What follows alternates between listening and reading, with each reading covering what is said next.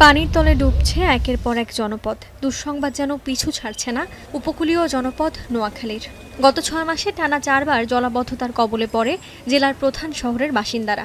সাম্প্রতিক বন্যায় এখনও পানিবন্দী জেলার ৮টি উপজেলার ২০ লাখ মানুষ। ১,০০০-এর বেশি আশ্রয় কেন্দ্রে ঠাঁই নিয়েছেন ২ লাখের বেশি মানুষ। প্রতিদিনই যখন উজানের পানি বৃদ্ধি নিয়ে দুর্ভোগে এই জনপদের মানুষ, ঠিক তখনই ভেঙে গেছে নদীর তীর রক্ষায় নির্মিত মুছাপুর রেগুলেটর। স্থানীয়রা বলছেন, সোমবার সকালে পানির অতিরিক্ত চাপে রেগুলেটরটি ভেঙে যায়। এতে ভাটার সময় বন্যার পানি নামলেও জোয়ারের সময় লোকালয়ে ঢুকবে লবণাক্ত পানি। এতে প্লাবিত হবে লোকালয়। একই সঙ্গে দেখা দেবে বিশুদ্ধ পানির সংকট। অন্যদিকে নদী ভাঙনের কবলে পড়বে ৫ গ্রামের লক্ষাধিক মানুষ। পানির প্রেসারে রেগুলেটর ভেঙে যায়। 10 মিনিটও সময় লাগেনি এখানে যে বানটা যে পড়ে গেছে। মানুষের বাড়িঘর ভাঙে যাবে, সবকিছু মানুষ নষ্ট হয়ে যাবে, এগুলো আর কি। অতি অল্প সময়ের ভিতরে এটা বিহিত ব্যবস্থা যদি না করে তাহলে আমরা নদীতে ভেসে যাব। রেগুলেটরটি ভাঙার সাথে সাথে ইতোমধ্যে নদীতে বিলীন হয়েছে অনেক ঘরবাড়ি। আশ্রয়ের জন্য শেষ সম্বলটুকু নিয়ে এদিক ওদিক ছুটোছুটি করছেন স্থানীয়রা। বৃষ্টির পানি মনে করেন ব্রিজ ভাঙি গেছে, আমাদের জায়গা ভাঙি চলে যেতেছে। এই ক্লোজার সকাল ৮টা পর্যন্ত ছিল, ৮টার পরে ক্লোজার তলিয়ে গেছে। দুপুরের পর ভেঙে যাওয়া রেগুলেটরটি পরিদর্শন করেন জেলা প্রশাসক সহ ঊর্ধ্বতন কর্মকর্তারা।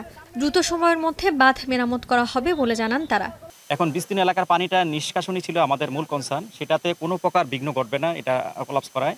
এবং আপনাদেরকে সদয় অবগত জানাচ্ছি যে এখানে আমাদের একটা ড্যাম কোলাপস করলে সেটা আমাদের একটা সমস্যা হয় যে ড্যামের ডাউন স্ট্রিমে লোকজন অনেক প্লাবিত হয়। এখানে যেহেতু ৬৫০ মিটার দূরে আপনার সন্দ্বীপ চ্যানেল অবস্থিত, এখানে ওই ধরনের কোনো কিছু হবে না, কোনো লোকালয় নাই, লোকালয় প্লাবিত হবে না। এখানে আমাদের যেটা মূল সমস্যা সেটা হচ্ছে জোয়ারের সময় এই সন্দ্বীপ চ্যানেলের যে আমাদের যে ডাইভার্সন চ্যানেলটা আছে, চ্যানেলটা দিয়ে কিছু পানি ভিতরে প্রবেশ করতে পারে।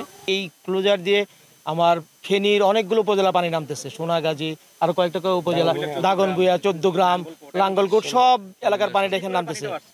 এবং পাহাড় থেকে যে পানি সেটাও এখানে নামতেছে। পানিটা আমার 23টা গেট খোলা থেকে দ্রুত পানি নেমে গেছে। তারপরেও পানি এত চাপ ওই থেকে, হয়তো এই পানির চাপে এটা হতে পারে।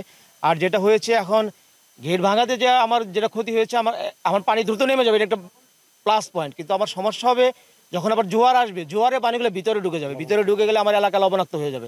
এটাই আমাদের কনসার্ন। দ্রুত রেগুলেটরটি পুনঃস্থাপন করা না হলে এই জনপদের ৪ লাখ মানুষের বাসস্থান ও কর্মসংস্থান হুমকির মুখে পড়ার আশঙ্কা স্থানীয়দের। এখন নোয়াখালী।